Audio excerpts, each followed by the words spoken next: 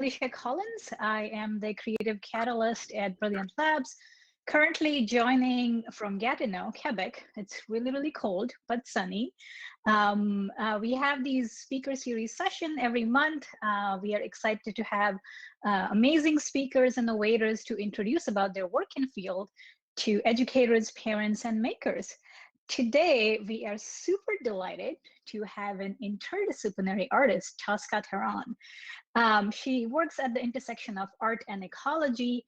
I'm sure you've read her biography that we sent, but her work has been featured at SOFA New York, Culture Canada, Metalsmith Magazine, and many other places. She was one of the bio artists in residence at the Museum of Contemporary Art, Toronto, in partnership with Ontario Science Centre. In her work, she has explored the biosonification of fungi and trees with mycologists and botanists. It's one of my favorite projects. I also consider Tosca as an educator, as she has been actively engaging other people in learning more about bioart and design, teaching so many workshops, introducing novel concepts, and creating these bio-based kits for people to tinker with. So I'm very excited to have Tosca join us today to share a bit about her work, her stories, and amazing things that she's been doing so far. So welcome, Tosca. Really looking forward to your presentation. Thank you, and thank you, Brilliant Labs, for inviting me. I'm really excited. So yeah, hi everyone. I'm going to show a slide presentation, and there's some video, like very short clips that I'll be sharing of some different work and some other artists that have really inspired me as well. And then feel free, please, to ask some questions or ask, I guess, Alicia in the chat, and I will do my best to answer some of them at the end, or maybe after you see all of my slides, you will have some different questions to ask me. So I'm going to, which I just did, turn off my webcam and now share my presentation. So yeah, as you know, I am researching renewable and sustainable materials, but that hasn't always been the case. I was for a long time a metalsmith and a glass artist. And I relocated to Canada in 2001. And just through a lot of different world events, I started becoming interested in how I could recycle and upcycle materials. And through that, it kind of led me to working with mycelium and mushroom material, which is really what I'm going to focus this talk on. So what is mycelium? I'm guessing some of you might know this, but it grows underground and it connects, and it's what really creates kind of a communication network in forests between the trees. And how we know that this network is there generally is because we see mushrooms. So a lot of my work in the past has incorporated sound, even my metal work and a lot of my glass work. But I started to really, when I was working with mushrooms and things like that, I was wondering if I could hear them and what that might be like. So I started researching all types of electronic circuits and ways that I might be able to hook a microphone up and hear the mushrooms growing or communicating or sending nutrients back and forth, like however that might be. And of course, it's a lot more complicated than just putting a microphone down. But here I have a little clip I'm going to share. It's a video I put together, but the sounds that you're hearing are coming from mycelium. I think you can hear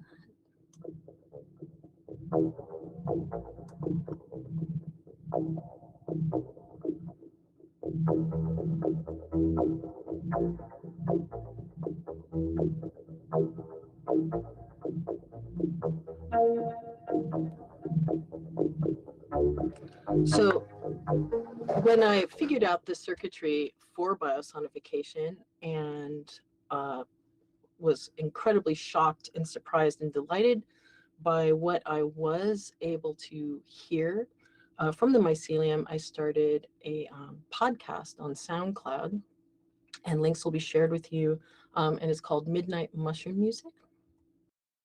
So I started wanting to travel all over Canada and all over the world as much as I was able to start recording like different fungi, and do they sound different? If I use the same parameters, what could I find out? Could I see patterns? So I was very fortunate to receive support to be able to travel and live briefly in Iceland. And there's lots of moss and lichen and all kinds of fungi that grows there. Iceland's kind of a tricky name because it's very lush, and actually their winters there can be milder than a Toronto winter, believe it or not. Even though you see these pictures over here of the glacial lagoon, that's really the iciest place. So another thing I was doing kind of alongside the biosonification work is I was sculpting with mycelium. So if you've ever used like a mushroom grow kit, you might be very aware of how the mushrooms need like a substrate. They need material to grow on as a nutrient. So I really started wondering like how I might be able to use that to sculpt different forms. And so I started creating these really giant mycelium sculptures and keeping the sound component always there. I would have my biosonification modules hooked up to them. And so these biomodules are translating, they're detecting microfluctuations in conductivity between 1,000 and 100,000th of a second. And that gets translated into MIDI notes and controls. And MIDI enables us to hook up to synthesizers and digital workstations or like music applications, like something like GarageBand or Logic or Ableton Live. And then I received this residency at MOCA, and it was 3 months in partnership with the Ontario Science Centre. And the theme at the Science Centre in 2019 was space. And they were looking at the moon landing, and they were looking at upcoming different things that are happening on Mars. In fact, today, NASA is sending the Perseverance will be landing on Mars. I'll be tuning into that later. But anyways, for my residency, I didn't have a lot of time. So, of course, I decided I would have to make a giant geodesic dome structure. So I reached out to different sponsors, and Ecovative Design was one of them. And this mainly had to do with my timeline.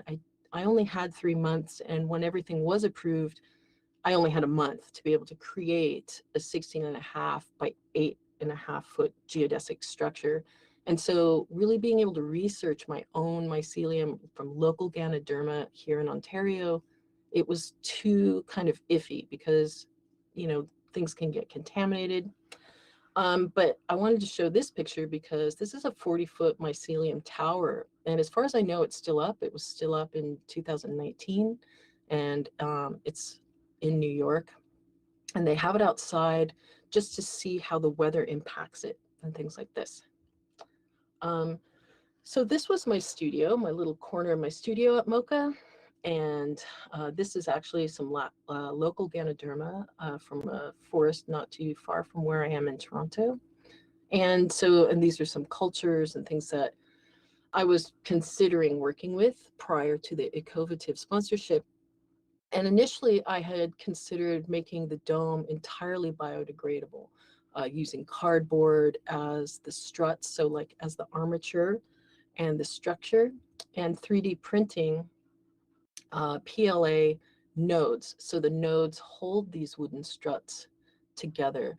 And here, I think you can kind of see some of the dome here, just the skeleton of it. So the brothers Dressler, who are some incredible furniture makers and designers here in Toronto, they offered support And here's a friend of mine, Rico, who was cutting the wood struts. So we used some salvaged wood, and then I used PLA to print out all of the nodes. And that took a very long time. So I needed as many 3D printers as I could kind of borrow or get my hands on to have that going. And then these are some mycelium panels that were growing, and it might be a little tricky to tell, but these are 5 feet by 5 feet by 5 feet. And I'm not even 5'4", so they're pretty big. And then here's a little video clip I put together showing the finished structure. So because I didn't have a lot of time, I was able to grow successfully 23 panels, and we couldn't grow them within the wood themselves. I will try to show you here through this clip. This is also mycelium music. And so this is myself at the Brothers Dressler making up a maquette of what the dome would look like and how we might put it together.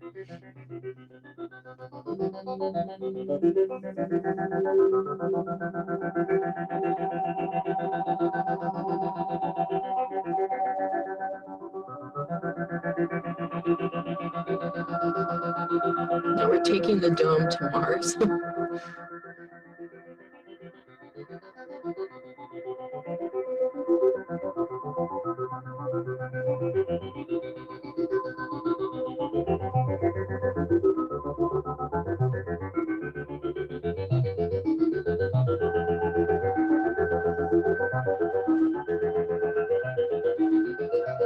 So this and this one, the mycelium was grown directly within the struts, which was the most successful way of doing it.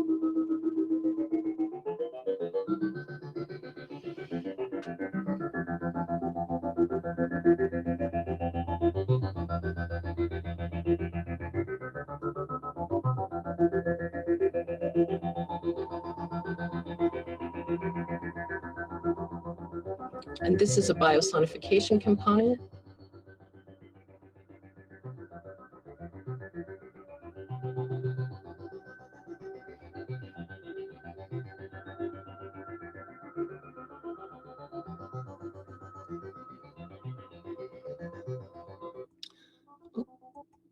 So my inspiration when I was thinking of doing this dome, of course, I started Googling and looking at, had this been done before? What did they find out?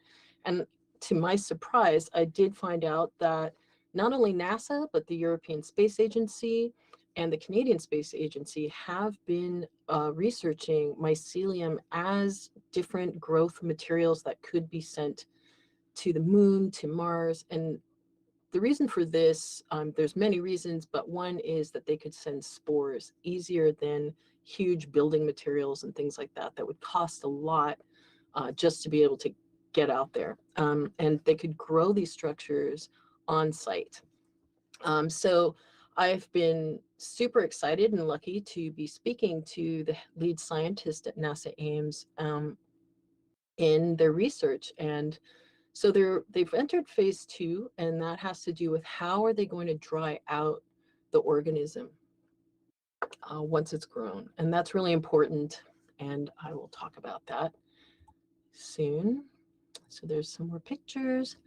And I was really fortunate in 2019, and the end of it, I received an environmental award to be able to travel and conduct more research in Australia with botanists and mycologists, and travel to New Zealand and meet with Kauri to learn about the Kauri trees from Māori rangers. And that was just incredible, completely different world. And the trees and everything just felt very old and very prehistoric. And this is some Ganoderma australis, which pretty much immediately I found.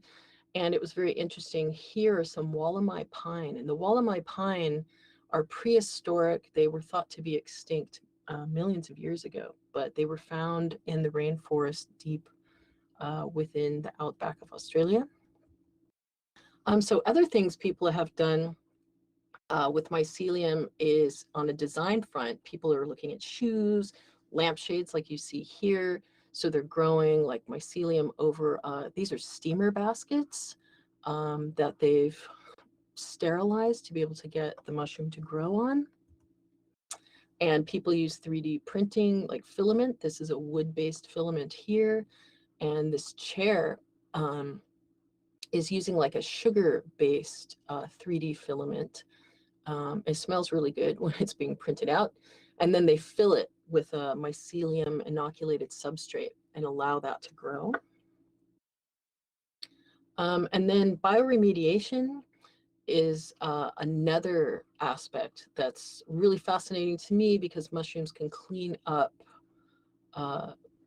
ecosystems that have had oil spills or pesticides and things like that. I think what I'll do, I have this clip. As I'm sure we all heard this year, wildfires are a huge problem in the U.S. and other parts of the world, leading to devastating economic and environmental impacts and a buildup of toxic ash. This toxic ash could be carried downstream in the waterways, posing a health hazard and an environmental hazard. But last year in California, an organization placed bales of hay containing oyster mushroom inoculum. This prevented the toxins such as asbestos, arsenic, and lead from going downstream and harming the environment. This is an example of mycoremediation. Mycoremediation is when fungi are used to break down pollutants in the environment. Myco is derived from the Greek myx, meaning fungus, and remediation is derived from the suffix remedium, which is Latin for restoring balance. As I'm sure we all... So a workshop that I've been teaching and sharing with people, I have a PDF put together that I will share with you today, is how to be able to start your own like mushroom experiments with mycelium at home or in a school environment very easily without needing expensive lab equipment and things like that. And it's using cardboard and boiling water. There's certain things, I'm going to see if I can share this, or maybe I should share it after. You'll still need gloves and things like that just to keep the mushroom safe. But it's a really incredible technique. It's just really great here. Sorry, wrong screen. Okay. And so there's different advantages, definitely, of working with mycelium and all its incredible abilities, and still so many yet to be found. And, you know, it's partially like fire resistant and water resistant, and under certain circumstances, it can be even mold resistant. But of course, because it is a mushroom after all, and there's this usually straw or hemp substrate within it, you need to, if you're building structures, keep it off the ground. At the end of the day, of course, cement, concrete, and things like that are stronger, but there's some really good advantages that mycelium have over it. So something else I've started looking more into with my work last year during restrictions and things like that is mycorrhizal fungi, and more about like the concept of the wood wide web and how trees and plants communicate in a forest through this network of mycorrhizal fungi. And excuse me, so later this year, it was supposed to go up last year, but I'll be creating the mycorrhizal rhythm machine this June.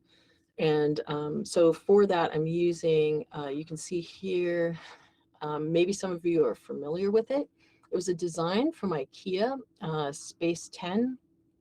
And it's pretty neat. It's a laser cut grow room, and they come in different sizes where you can, 5 people could go inside or 1 person. And it's kind of like a little outdoor greenhouse. So you have all these shelves. So what I intend to do is I will start different plants that have a symbiosis with mycorrhizal fungi. Most plants do. It's really a way for plants to just be super healthy.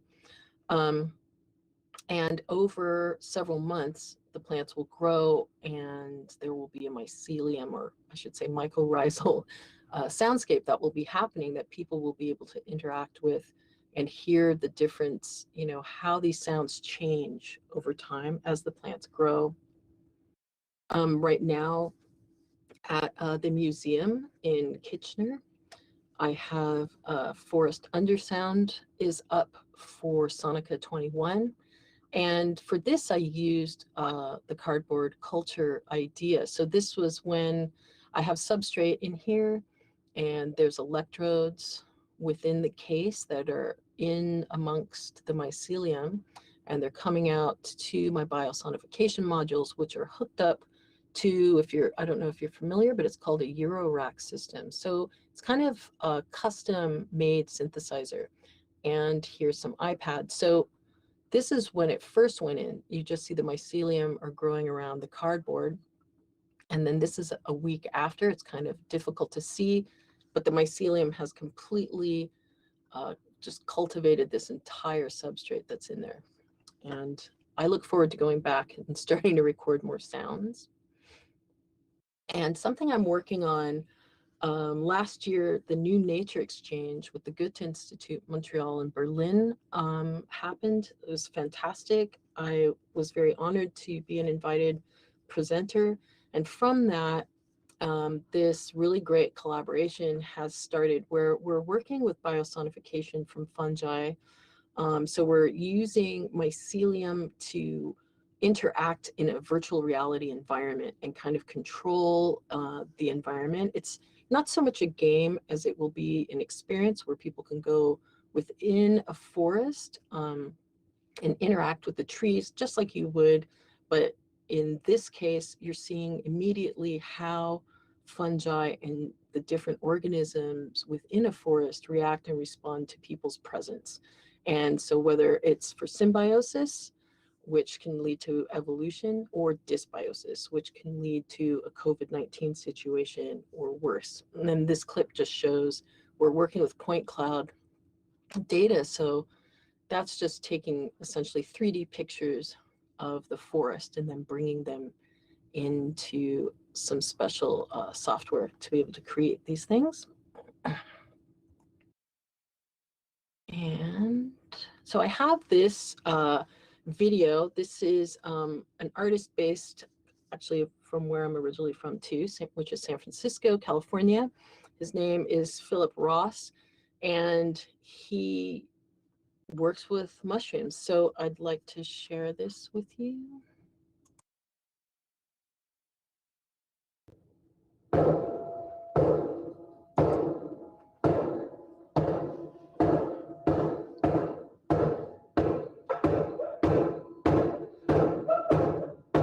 I nearly broke my arm, and the mushroom still is doing fine.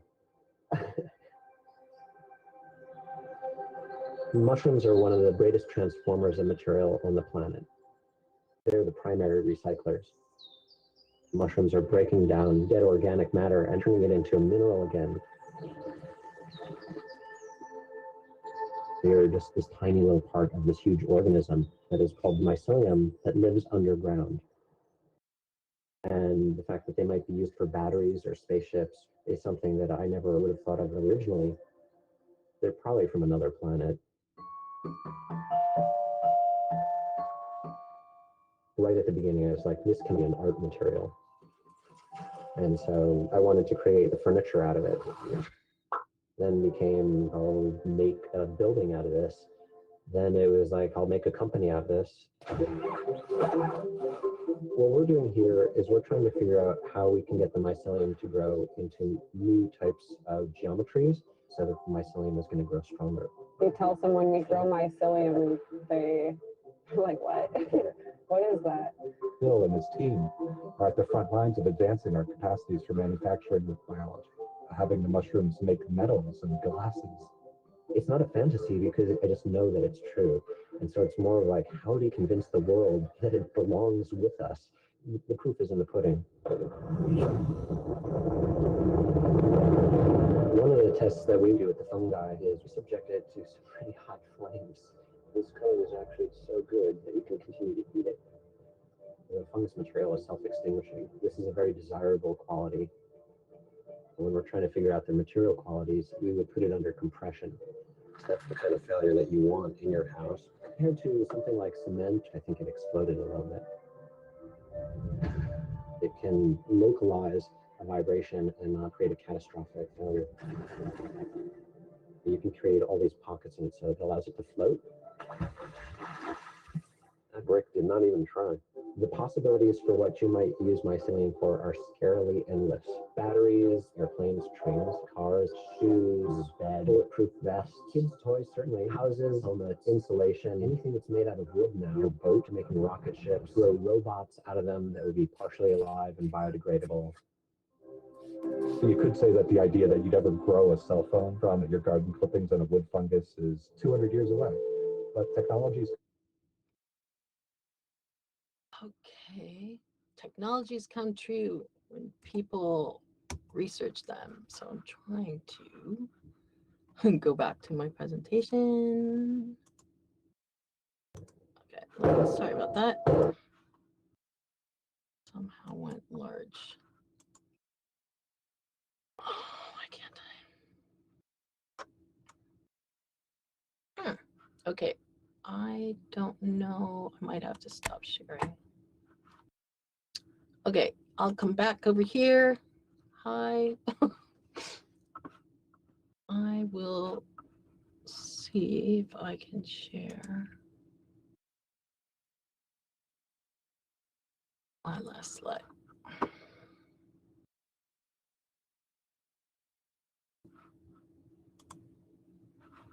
Okay, it's not letting me go back. I don't know why. There we go. Okay, quickly. Huh. Anybody has any idea why I can't? Okay, there we go. Okay, I will end on that. I apologize for that little glitch at the ending. But let me see. And I want to, I can't. Okay, there you go. Hi. Okay, I guess you can all hear me. So I'm sharing over in the chat. And I think Alicia can also share with you this link. So it's a PDF to the cardboard culture that you can work with. And I have some examples right here. Can you see that? If I hold that up, maybe somebody, I don't know if you can give a thumbs up or something in the chat. But so this is okay. So this is mycelium grown on, you probably just see the Ziploc bag more than anything, but it's grown on cardboard. I started it February 6th, and after about 3 days in the dark, it just completely took over. So then what I can do is I could layer it more in a container, or I could put it into like kind of maybe a giant old yogurt container that's empty and has been cleaned out. And over time, like I would keep it covered with saran wrap. So the saran wrap, unfortunately, it's plastic wrap, but it creates a humid environment. So the mushrooms like to grow in humidity. And then here's like a little bowl that I've made out of mycelium. And if I, it's kind of, it's very light. It feels a bit like styrofoam here. Yeah, so that's about it. I guess if anybody has any questions, please feel free to ask. Thank you so much, Tosca. That was amazing. Thanks. Thank you. I'm just blown away by like the variety of stuff that you've done just with mushroom. We have some question in the chat. Maybe Mary, if you feel comfortable asking, I see one about playing music. Oh, So yeah. if you want to share Oh, let me see where. Oh yeah, that. I was just saying that I had read that playing music for plants helps them grow sometimes, and I thought that maybe what if it has any effect on them if you're playing their own music back to them, if it's better than, I don't know, rock music or classic music if they're listening to themselves. Yeah, I mean, I tend to, granted, the music that I'm usually creating is electronic music and things like that. But I did have a violinist visit me. She's from Ottawa and came to my MOCA studio. And she brought this incredible electric violin with her. And she was just playing classical music to a plant. And the plant, we could hear through it being hooked up and going through the biomodule, you could hear it changing. And what I've found with mycelium and the mushrooms is it tends to, at least I'll say that's my interpretation, because, you know, this hasn't been like fully tested completely yet. But you can hear it starts to respond. It definitely does respond to people in the room, but it becomes more musical. And I interpret that as a positive response from the mycelium, because sometimes it'll just get very quiet depending on who comes into the space or if you touch it while you've got it plugged in and you're listening to it. So it's very interesting. So yeah, are there any more questions? I'm curious about the health and potential risks of having spore-producing materials everywhere. I love mushrooms, and my mom hates them and won't let them in the house, and has been tolerating the fact that I've had a mushroom grow kit that I've been nurturing here in my room. And she is terrified that she's going to inhale spores and all these other things. And I'm just curious about people who may have allergies or containing spores, and what's the situation with that? Okay, so that's a good question, and I have been asked that. So, like, for instance, with the Mycelium Martian dome, and also putting the sculpture, the Primordia sculpture in the Gladstone Hotel, which is also a historic hotel, and a lot of people coming through, and allergies. So generally, what I did for the Mycelium Martian dome is I dried out once the panels were grown to the correct size. I then dried them out, and I generally would desiccate them. And so that just means you're putting it into an oven at a particular temperature, and you leave it there for about an hour to 2 hours. And so that's killing the organism. So it'll completely stop its ability, right, to be able to fruit and then spore. It's when you see the forms starting to grow mushrooms that, if, for instance, with your kit, if it's a mushroom kit that's edible and it's not like medicinal, like Ganoderma or turkey tail or something like that, you'd want to cut those mushrooms off and eat them before they can go to spore, or you keep it in a chamber where those spores are going to stay within that containment. Or if you're, again, wanting to experiment with bricks or, you know, growing a sculptural form, you'd want to desiccate it. And so for the Mycelium Martian dome, because these panels were 5 foot by 5 foot, I didn't have an oven or access. Later, I thought maybe a pizza oven would have worked. I didn't have a way of desiccating them properly. So I had them sitting in a very dry environment in the sun, and I just left them uncovered, and they did dry out. The chances of them, they might not be entirely dead, but they stopped growing, like they didn't grow any further. And that's generally the thing is, I haven't met anyone that's allergic to the mushroom being near you. Like, for instance, like this little thing, this was desiccated, but let's say there, it wasn't. You definitely wouldn't want to inhale Ganoderma spores, for instance, because it's like a fine powder, or any spore. But the mushroom in itself, I don't know anybody that's allergic to this. It's usually like a mold, like bread mold or black molds. and things like that that people have allergies to. And Tosca, if I'm not wrong, the material that you keep referring to, mycelium, is the root part, right?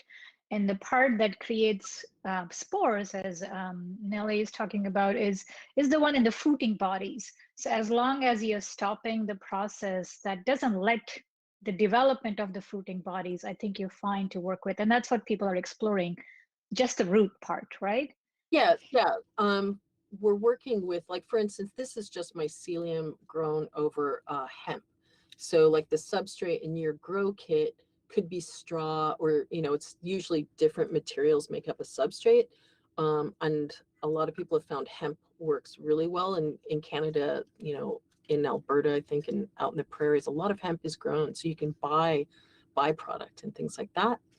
And it's chopped up, so it's used as mulch and different things. So you'd grow the mycelium, you'd cultivate it onto that, and then you would take that, once it's very white and fluffy, you can start working with it and forming it. And then again, it grows over that once you've broken it up. And then you would take that like this, and you would desiccate it, or you'd put it out in the sun or something. You just, if you couldn't put it in an oven, but it's not going to hurt your oven. It's just, these mushrooms in themselves are edible or medicinal mushrooms also that are being worked with. So I think that's partially important as well. It's not poisonous.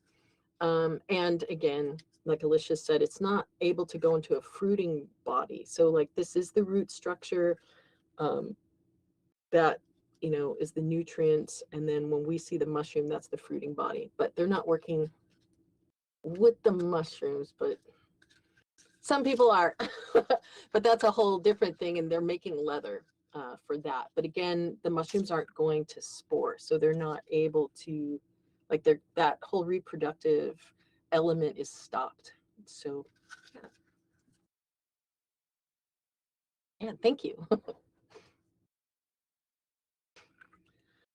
So yeah, I don't know. No, I was curious because we have a lot of educators joining in today. And you mentioned like people can try this setting. So I kept thinking about your dome project that you mentioned, like you had only 3 months, and working with or collaborating with an organism like mycelium or mushroom. I'm sure it requires a lot of patience, also some kind of considerations for the space. So if some of us, like let's say a student is trying to pursue this as part of an exploration within schools, what are some of your suggestions, like based on like you working in your own studio with these materials? Yeah, so, well, okay, so I'll say like the MOCA studio, for instance, because that was a big shared space on, I don't know if you remember the picture, but the wall didn't go all the way up to the ceiling.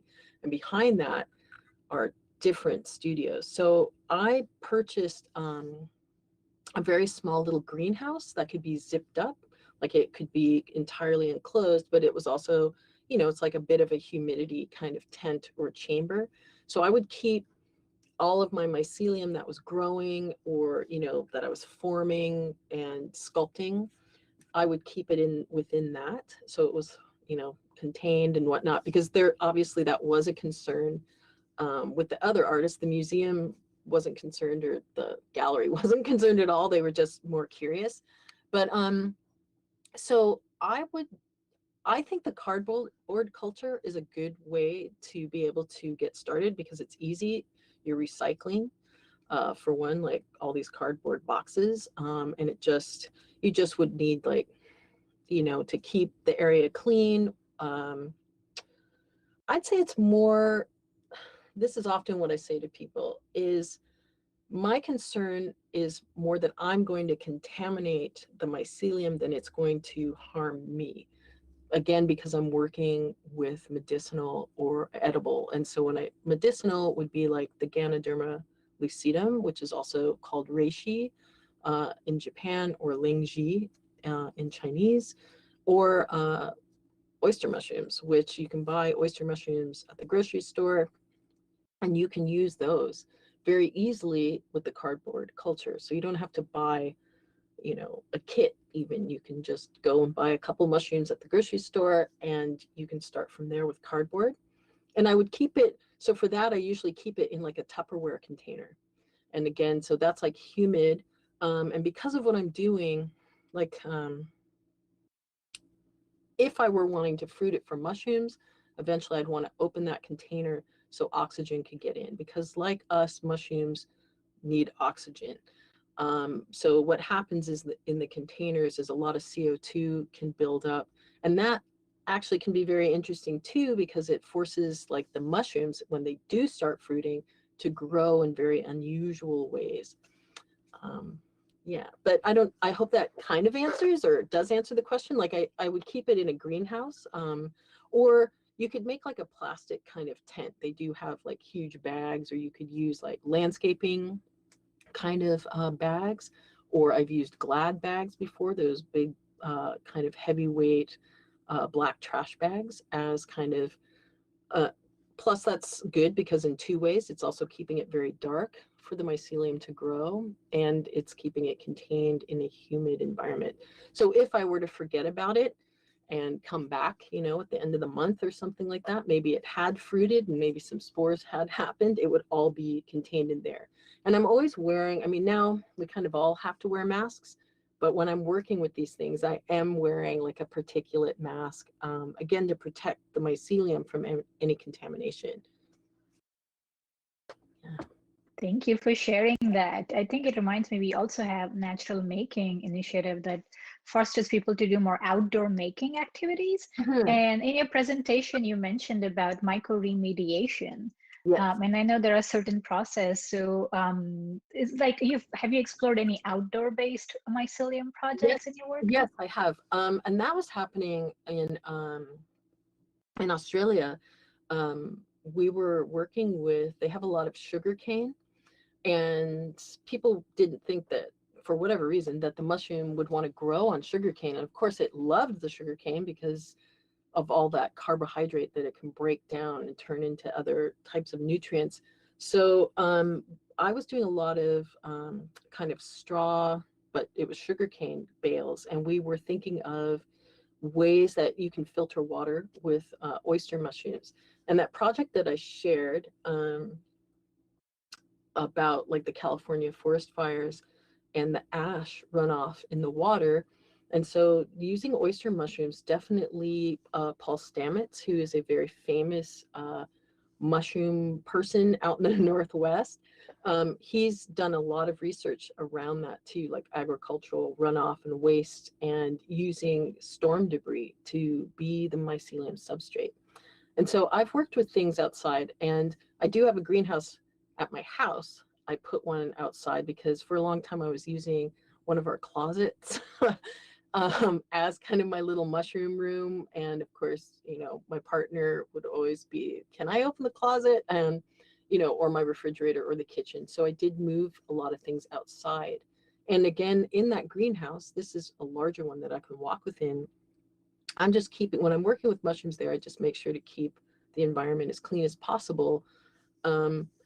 But it still is outside, and I've had a lot of success with that. That's been really good. And just doing some different experiments with sound and how the sound might change as the mushrooms filter, you know, different pollutants through it. I've done things with engine oil. I don't own a car, so I did have friends give me some used engine oil, and I put some, this was just in a jar, and I put oyster mushrooms in there, like in the substrate, not the mushrooms. So I should say the mycelium. And after 3 days, it had absorbed that engine oil, and you couldn't see it anymore. And you can do experiments with that, for instance, too, in a classroom.